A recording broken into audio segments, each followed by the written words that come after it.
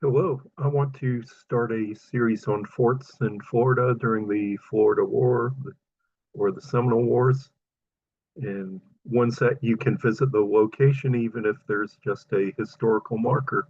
So I want to start off with the biggest and the most important one in Florida during the Florida War, the Second Seminole War, Fort Brooke on Tampa Bay. I can get the picture. Yep. And here's the same picture in the Tampa Bay History Center, because if you want to learn about Fort Brooke, I suggest going to the Tampa Bay History Center, which has a few displays on. A few years ago, they had an exhibit on the fort. I don't think they have that on display anymore because some of the items were on loan, but I will add pictures of them, so I'll show you those. I, After the Treaty of Moultrie Creek in 1823, the United States wanted to establish a fort on the edges of the reservation. Here you can see that Florida has not been surveyed or mapped out very good. Some of the coastal areas are charted out pretty well, but it's still kind of rough. You see this kind of weird bulge on the upper left of the map, but you can see Canaveral on the right-hand side. That looks pretty good. But the interior mapped out, that's just garbage. It looks like the St. Johns River goes down to the Lake Okeechobee, which is not true. So there's little knowledge of the interior. There's some lines on the map. It looks like the Seminole Reservation, but the reservation has not been surveyed and mapped out, and it's really not marked, which will cause some problems between the Seminoles and the settlers on where the reservation boundary actually goes. So in January 1824, these two men were sent down to establish Fort Brooke. James Gadsden on the left, he was an important military figure, especially in the First Seminole War. He built Fort Gadsden on the remains, the site that was the remains of Prospect Bluff or Negro Fort, and they renamed that place Fort Gadsden after him. Also, Gadsden Point in Tampa Bay, where MacDill Air Force Base is also named after him. He had a prominent role in the history of the Florida Territory. He was Inspector General in Florida during territorial times. He served as Indian agent until Gad Humphreys took over.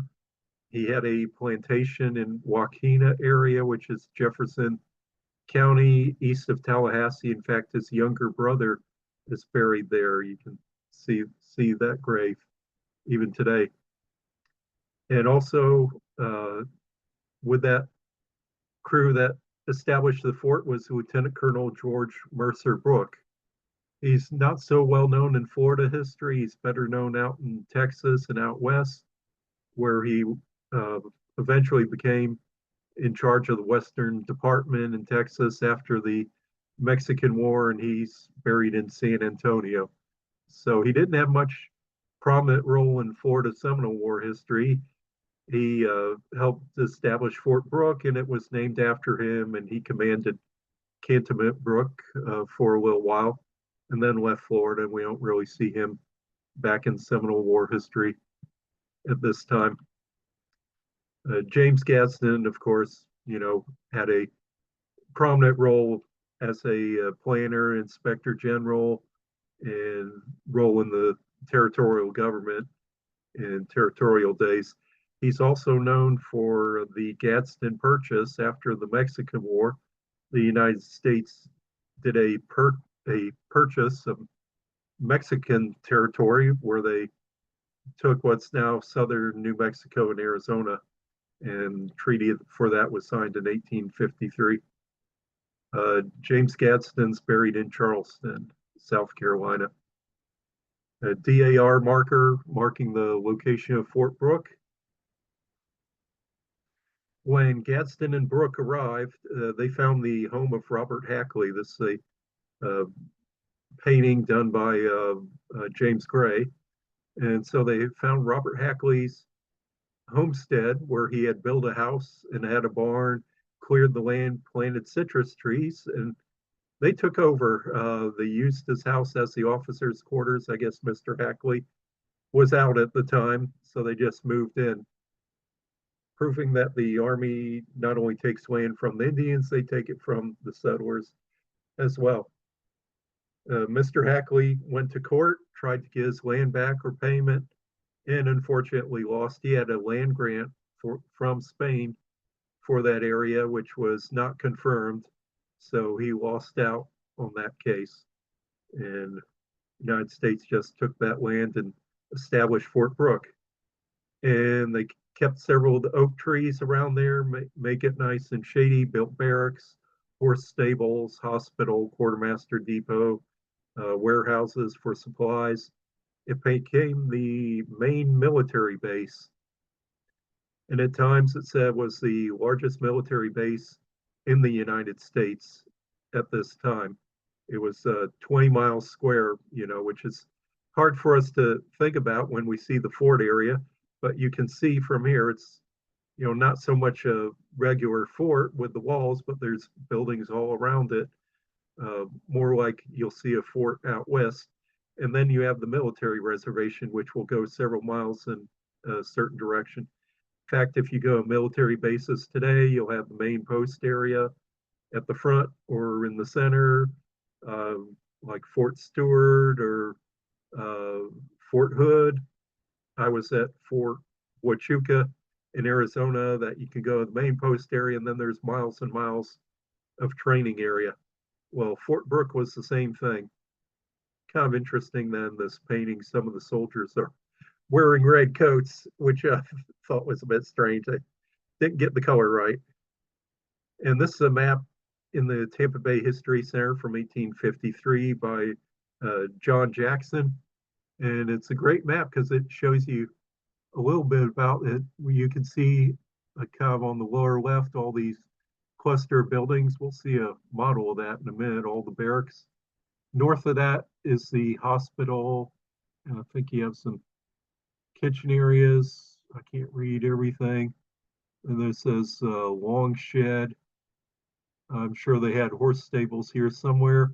There's these two parallel buildings, say clothing department, clothing supplies. And then this funny looking building enclosure here looks like a pair of tweezers. That is known as Fraser Redoubt. Captain Fraser was an officer and he commanded the fort at one time in the 1834. He left with Major Dade and on Major Dade's infamous march, and he got killed with Major Dade on December 8th, 1835. So he built that little kind of a water battery area, and it's also named after him. Fort Brooke had not only the soldiers, it would have the wives and the children and many civilians. The Army, much back then as we have today, you have a lot of civilian workers supporting the mission of the Army with the quartermaster depot, unloading the ships, supplies, food, just all contracted out. So it was a really substantial military base. It was not just thrown together, it was very well planned out. A lot of government money going into this. Pretty much it's most famous when Major Dade arrived in December 1835. Started out his march on December 23rd from this flagpole right here. And he marched 5 miles and stopped for the night. They only went a few miles because they were having trouble with their cannon that they were towing. They eventually unhooked the oxen and hooked it onto some horses instead. And that they had to bring the horses back up from the Fort Brooke. And so that first night, there was question whether Major Dade left Fort Brooke on the 23rd or 24th. It's a trick question because he was still in the military reservation and just camped 5 miles from the fort, still in the military reservation the next day. And they marched to Fort King and were killed, wiped out by the Seminoles on December 28th, 1835, with just a about 3 or 4 soldiers were remaining from the command. And that's a story for another time. So Fort Brooke became the main depot during the Second Seminole War. Anyone, everyone going through the territory would probably pass through Fort Brooke. They'd come off the ships and head into the interior. Unless they went to the East Coast, they'd stop off at St. Augustine instead. Of course, it's known as the headquarters and official quarters of General Zachary Taylor. He was commander of the forces in Florida from 1838 to 1840 for 2 years. And at this time, Fort Brooke's called his headquarters. Actually, that's a misunderstanding. The headquarters is where the commanding officer is. General Taylor, he would actually do a lot of traveling in Florida when he was at Fort King. He would take the headquarters with him. So if Zachary Taylor was at Fort King would be the headquarters. So this is mainly considered the Army of the South headquarters, but wherever Zachary Taylor's was, that was the headquarters. And of course, you know, the other commander, Zachary Taylor, had his wife at Fort Brooke as well, which we know. And it's where he left when General Thomas Sidney Jessup was commanding in Florida. Zachary Taylor was colonel of the, I believe it was the 1st Infantry, and he had the center column and went from Fort Brooke down to Okeechobee, the Battle of Okeechobee, and then survivors came back to Fort Brooke, and the Missouri militia went back on the ships, those that remained.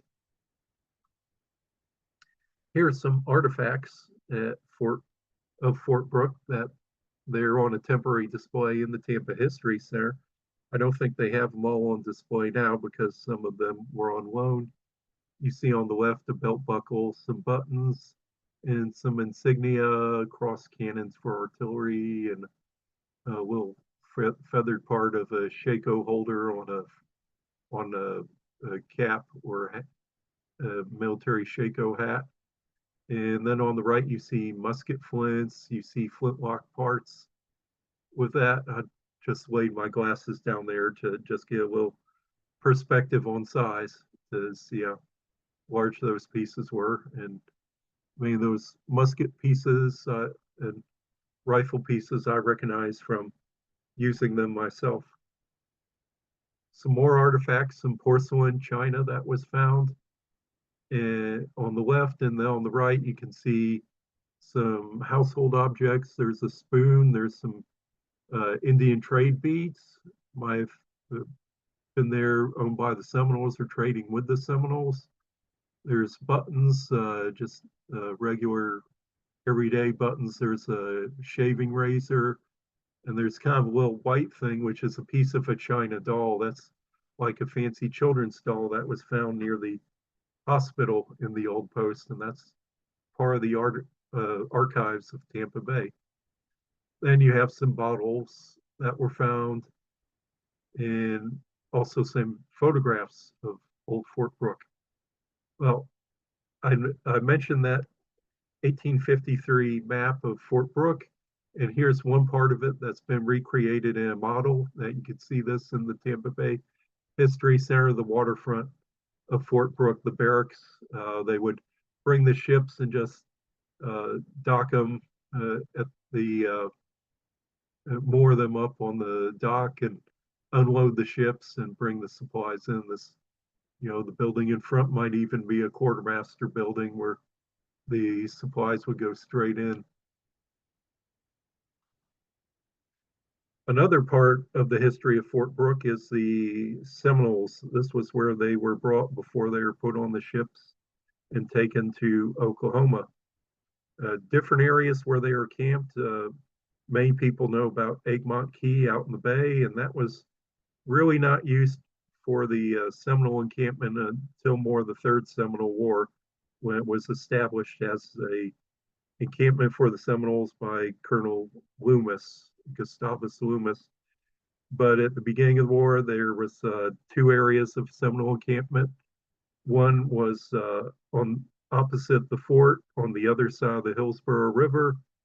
And the soldiers, there'd be a guard mount of soldiers that would go over there every day and pretty much wouldn't have much to do except make a presence there. And also there's a Seminole encampment 12 miles away from the main encampment of Fort Brooke. And remember when I said the military reservation covered up to 20 miles square?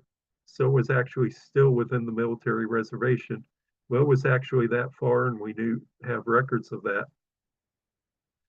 Now, about 700 Seminoles came down to leave Florida and go on the ships. And of course, the ships were kind of delayed. Jessup had trouble getting funding for paying the Seminoles, and they were sitting here in the summer of I think it was 1837. There was the Treaty of Camp Dade or Fort Dade, and so 700 Seminoles and Miccosukee were here under Micanopy. And on the night of June 7th, Sam Jones, Abiaka, and Osceola came and told them to pack up and leave and head out. One accounts say that they are threatened by them and told to leave.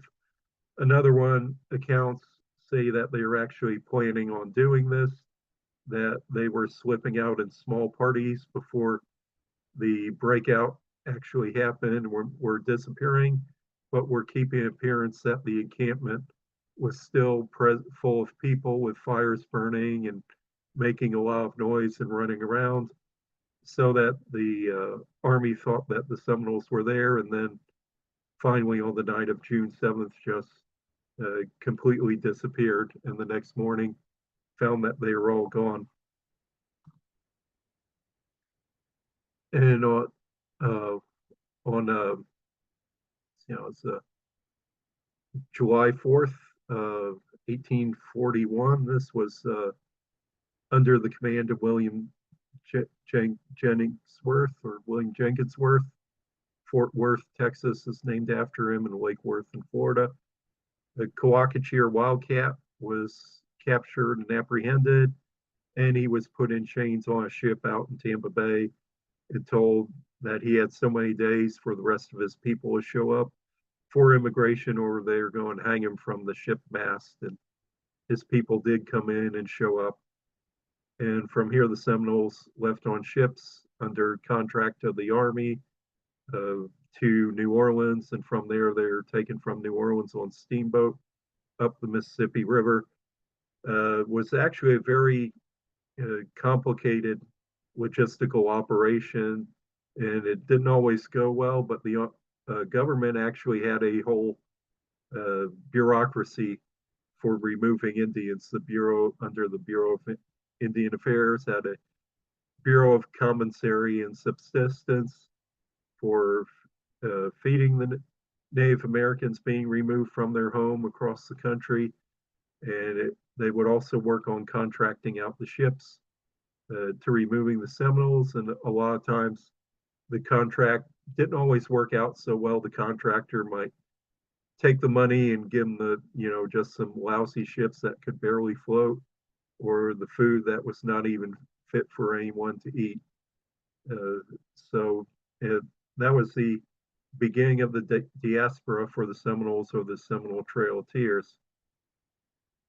And there's a memorial outside the Tampa Bay History Center that remembers this, Coton Chobe Park at Fort Brooke Park, right outside the front of the History Center. You can see the photo at the bottom of a memorial there, created by a Native American artist, and several bronze plaques about the removal, the history of the Seminole removal, which is very good. I wish I had some better pictures than what I have here. This is a chart of Tampa Bay made in August 1842 at the end of the Second Seminole War, showing up in Colonel Worth's letters to the Adjutant General. You can see on the right-hand side under where it says Tampa Bay by whoever, you can see Fort Brooke here, and next to that is the Hillsborough River, and I mentioned that the Indian encampment was on the other side of the river at that point. At this point, the government decided to reduce the size of the military reservation from from 16 square miles to 4 square miles, keep 4 miles in reserve. And so really the fort was still there, but of course it wasn't as large and as active as it used to be. It was kept as a trading post to the Seminole and Miccosukee people in Southwest Florida. Could come up to Fort Brooke and come in and trade. And they talked to him about immigrating, but there's no other large immigration for a while after 1843. Of course, that would change in the uh, Third Seminole War. So during the Third Seminole War in 1855, Fort Brooke was still an active military installation, but was not the main one for Army operations. The Army moved down to Fort Myers because most of the Third Seminole War was fought in what's today Collier County, Collier, Lee, Hendry County, in that area, south of the Caloosahatchee River in Southwest Florida. Fort Brooke is still active as a place where they muster in the Florida militia, which took a big role in the Third Seminole War. Many of the records say mustered out at Fort Brooke. After the Third Seminole War was ended, pretty much Fort Brooke only had a caretaker or two there. That's the abandoned officers' quarters from a postcard in the 1890s. It's seen better days, obviously, and you have the remains of the garrison still there. It looks like some of the windows and doors were removed. And of course, there's also some ordnance left there. The Confederates came in 1861 and took over the fort from the two caretakers there and took over the ordnance as well. And there's a skirmish. It's called the skirmish at Ballast Point during the Civil War, where the Union tried to walk around the peninsula and take the fort. The Confederates evacuated Fort Brooke, and as they were leaving, they dropped the cannons in the Hillsborough River so the Yankees wouldn't get them. And Henry Plant, when he built his hotel here next to the Hillsborough River, actually fished two of the cannons out of the river and put them on display at his hotel, which is now Tampa College.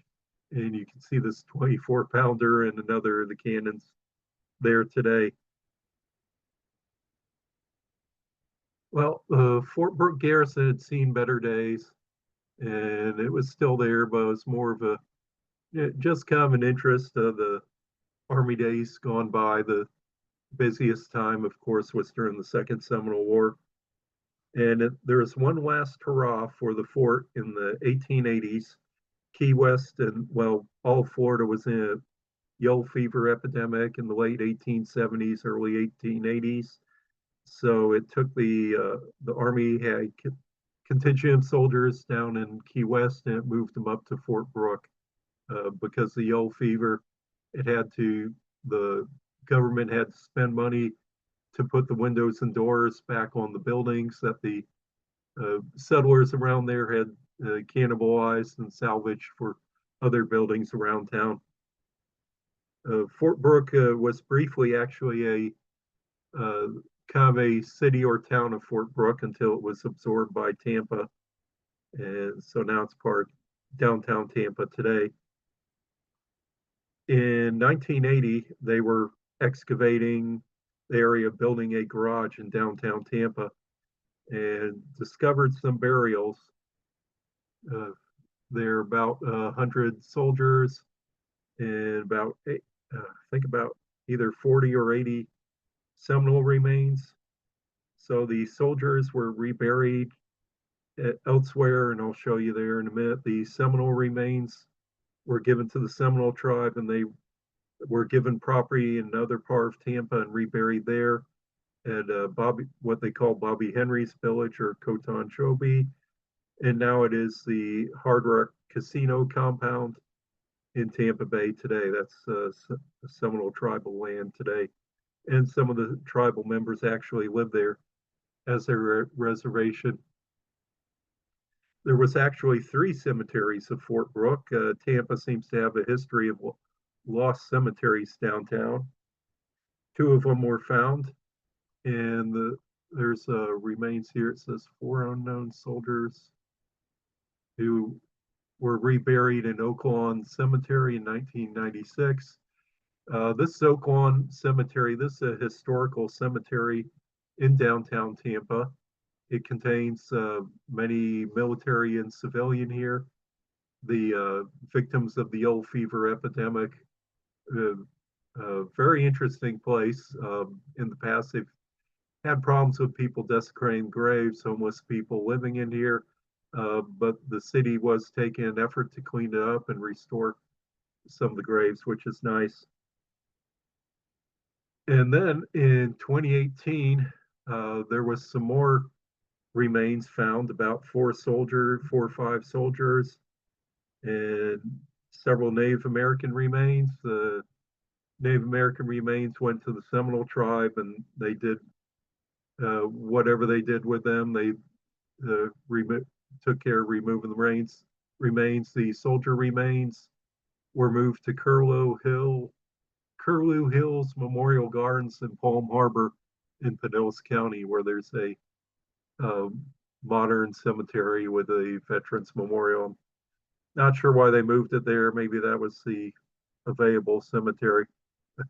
So there's a article written by James Covington that I was reading for researching this, and I picked it up. Well, you can't see it much with the virtual background. From Scholars Common, University of South Florida. Some observations concerning the history of Fort Brooke and Tampa, 1996, by James Covington. He's passed away. He wrote a lot of books on Seminole War history. And he says in here that if you go into today, one may dig in a vacant lot in downtown Tampa and find traces of military occupation, including buttons, bullets, shells, and military equipment. Fort Brooke was giving a lasting memory with the parking garage named in the honor, but will remains today. Well, there's no vacant lots in downtown Tampa anymore. That was written 25 years ago. It's all been developed now, so there's no place to poke around. So instead, go to the Tampa Bay History Center, spend the day there. They have good exhibits on Fort Brooke, and go outside and see the Cotonchobe or Kutanchobe Park with the Seminole Trail of Tears Memorial. I highly recommend it, and I very much enjoy visiting the History Center. And I hope you enjoyed this talk. I'm going to do many more on forts in the Seminole War.